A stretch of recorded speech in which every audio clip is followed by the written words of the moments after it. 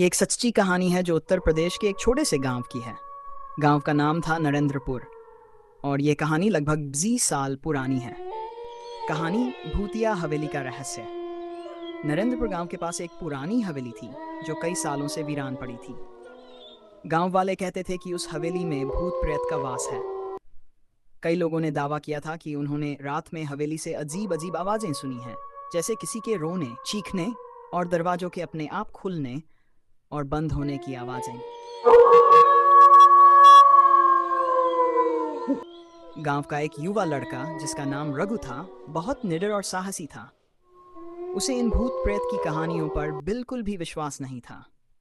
एक दिन रघु ने अपने दोस्तों को चुनौती दी कि वह रात में उस हवेली में जाकर रहकर आएगा। रघु की चुनौती को उसके दोस्तों ने मजाक में लिया, लेकिन जब उसने अपनी बात पर जोर दिया तो दोस्तों ने उसका मजाक बनाना शुरू कर दिया और कहा, अगर तू इतना ही बहादुर है तो आज ही रात हवेली में जा और सुबह तक वहां रहकर दिखा। रघु ने अपनी हिम्मत दिखाई और उसी रात हवेली की ओर चल पड़ा।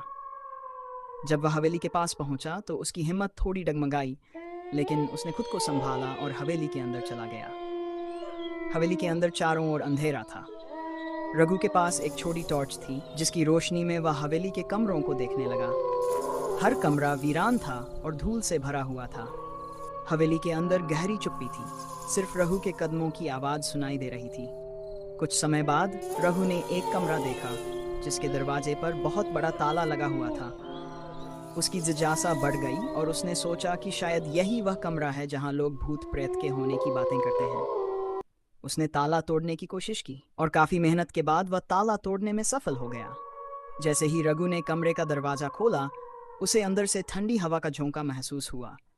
उसने टॉर्च की रोशनी में देखा कि कमरे के बीचों बीच एक पुरानी लकड़ी की कुर्सी थी जिस पर धूल की मोटी परत जमी हुई थी।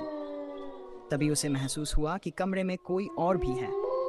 उसके शरीर में सिहरन दौड़ गई और वह मुड़कर देखने लगा। अचानक कुर्सी अपने आप हिलने लगी और एक गहरी आवाज में किसी के हंसने की आवाज आने लगी। रघु के हाथ पैर ठंडे पड़ गए। उसने अपनी टॉर्च की रोशनी में देखा कि कुर्सी पर एक धुंधला सा आकार बन रहा है जो धीरे धीरे एक बूढ़े आदमी का रूप ले रहा था। वह आदमी रघु की ओर देखकर हंस रहा था। रघु को समझ में नहीं आया कि यह सब क्या हो रहा है। वह आदमी जोर जोर से हंसने लगा और कहने लगा, तू यहाँ क्यों आया है? यह हवेली मेरी है और मैं यहाँ से किसी को नहीं जाने दूंगा। डर के मारे रघु के मुंह से आवाज नहीं निकल रही थी। उसने किसी तरह अपने आप को संभाला और वहां से भागने की कोशिश की, लेकिन उसके पैर जैसे जमीन से चिपक गए थे। तभी उसने महसूस किया कि उसके पीछे से कोई उसके कंधे पर हाथ रख रहा है।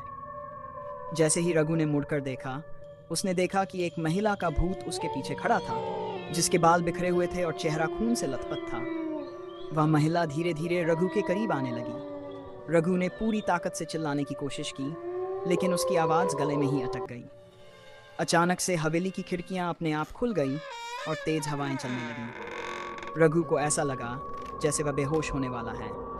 उसकी आंखें बंद होने लगीं और वह जमीन पर गिर पड़ा। सुबह जब गांव वाले रघु को खोजने के लिए हवेली में आए तो उन्होंने रघु को बेहोश पाया। जब रघु को होश आया तो वह बहुत डरा हुआ था और उसने गांव वालों को पूरी कहानी सुनाई। उसके बाद से किसी ने भी उस हवेली के पास जाने की हिम्मत नहीं की।